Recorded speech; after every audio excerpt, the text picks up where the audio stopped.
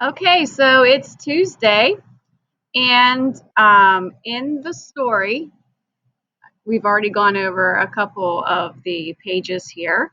Make sure you have the vocab words in your digital notebook. But I wanted to go over some of the things that are on these pages. Literary elements, imagery, and figurative language. I think we did figurative language a little bit at the beginning of the year. Remember, that's like onomatopoeia, personification, similes, metaphors. We'll go over that more in English class when they do poetry. But imagery, remember, that's an image that you create in your head. And when you write stories, authors use certain words and phrases and figurative language to help the reader create a picture in their head. So we listened to the story yesterday. We talked about Snowflake Bentley. We learned about who he was, talked about main idea. And so figurative language, metaphor, explain, remind students that a simile compares two unlike things using like or as. Then tell them that a metaphor also compares two unlike things, but it does so directly without using like or as. So the metaphor compares two things, but it doesn't use the words like or as like a simile does. They're a little bit harder to identify because of that. So have students read the sentence containing the metaphor, cut the dark on page 380. Have them say what two things are being compared, a lantern light and a knife. Why might the writer have chosen this metaphor? Well, the reason they chose the metaphor, you can see the answers.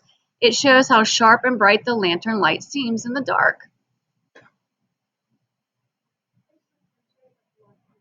Thank you.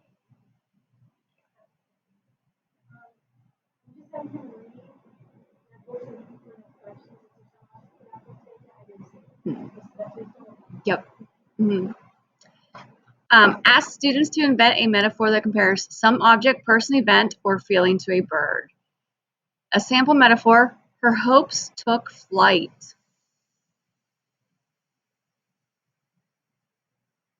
So what clues on page 380 and 381 tell you that this selection is a biography?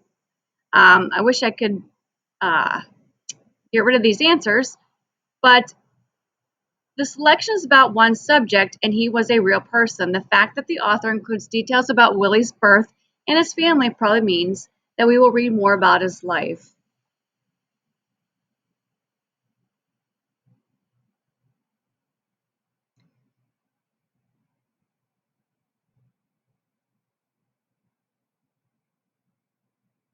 So what was unusual about Willie's childhood activities? Few people read through entire encyclopedias. Instead of playing in the snow, he looked at snowflakes under a microscope. What does this tell you about the type of person he was? Okay, so that's like what I tell you guys. The best thing you guys can do when you're in virtual learning is just to get books and to read. People who read are very intelligent, and you need to read different genres. That's why I keep telling you what kind of genre a story is or a book is.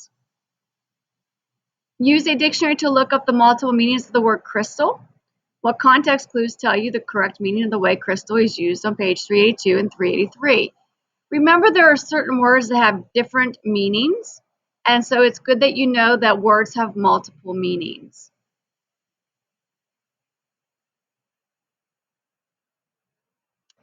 Remember what it means to summarize. We were doing some summary writing at the beginning of the year. They're kind of brief. It's not like 5 paragraphs. The summary is like a paragraph, and you pull out the main ideas of the story.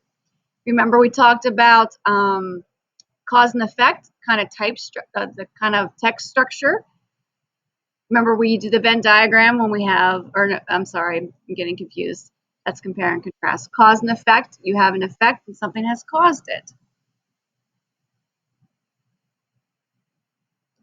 Okay, so I'm going to put a couple of videos on for you to watch describing metaphors a little bit better and reviewing the types of context clues that we use so that if you guys have a word within a story that you don't know, using context clues, you use the words around it to help you figure that out.